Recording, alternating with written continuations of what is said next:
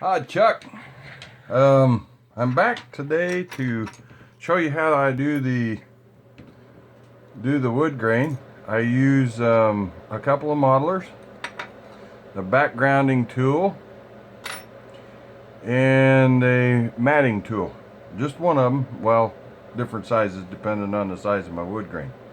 So I got this down to the point where I can take it 1, 2, 3 and show you real quick and not have to go through several different ones. So I have my board laid out the way I want it, and you see I have left one blank, and then I have another one here that I've done before. This one no backgrounding, and the rest of it is completed except for some highlights. So what I do is I just take my mallet and just go in and tap in a wood grain so I get something that looks preferably like an old hickory or maybe a fir. Fir's a really good one that out in the cedar's another one. Left out in the wood that it out in the weather that it leaves a really deep and dark texture, especially where I'm from up in the sand hills. That when you get the weather blasting against it, it really emphasizes the wood grain by taking out the softer parts of the wood grain and leaving the harder and leaving a deep sand dune type texture. So that's kind of what I'm creating. So I continue this down, and I've learned that it is more appealing that you don't really go in straight lines, because honestly it's kind of boring. So what I'm doing is kind of serpentining back and forth, not getting really too particular, because Mother Nature's not perfect and I'm nowhere close.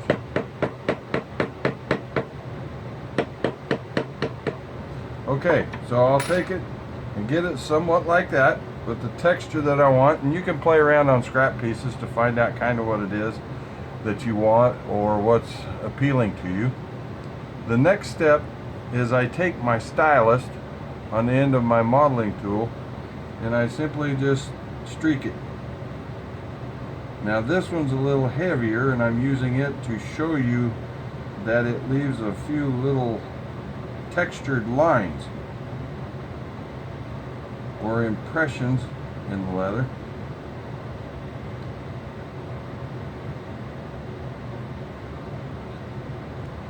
And depending on what it is that I want to represent, I may pull in from my area here, pull outward, or I might just go over the top of everything. It depends on the look that you want to achieve, because you can get different looks in your texture by going inward like this, inward and coming outward, and you may or may not want to get all the grains. In this case I want to. I also have a smaller one that I can go in and do finer lines.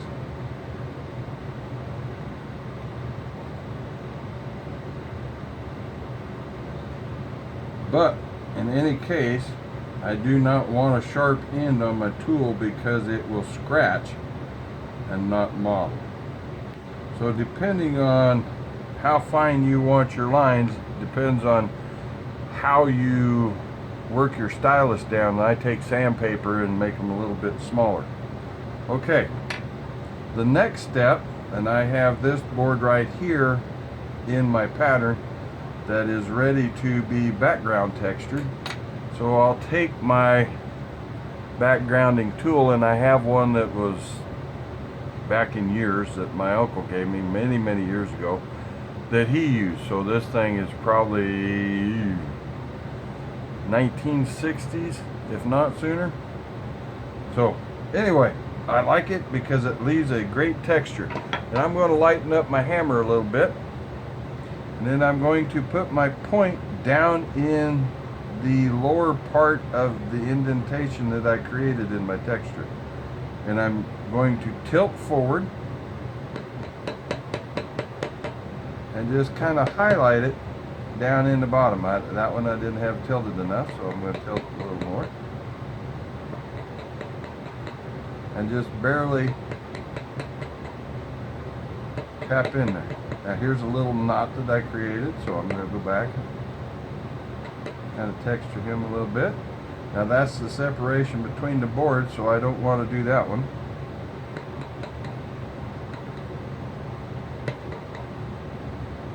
This one's ready to go over here, so while I'm here, I'll just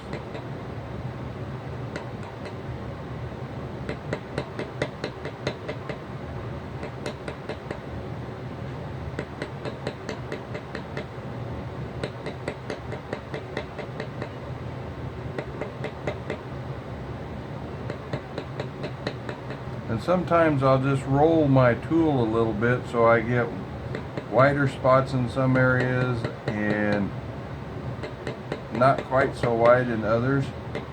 Depends on the grainage of the wood.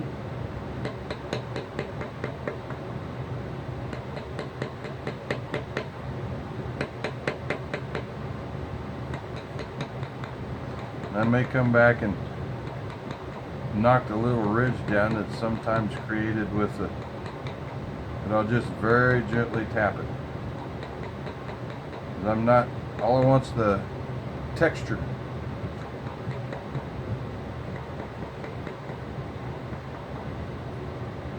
So it doesn't take much.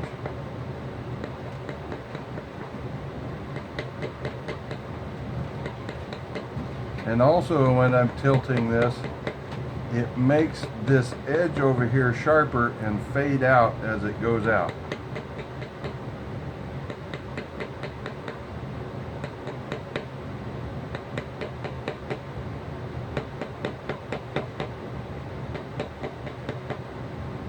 Okay, and then if I want to knock that down a little bit, I'll take my narrow-ended stylus and I can kind of come in and knock that texture down if you so choose. This one I didn't, but I just wanted to show you. But what I will do is I will come back and emphasize to make these boards look a little split, and you'll have to apply some pressure because you really want to get those kind of deep where the two boards join.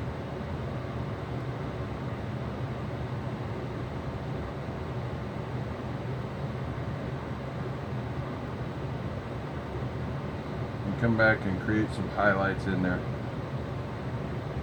from the first time that you did it. So that's how I create my wood grain texture.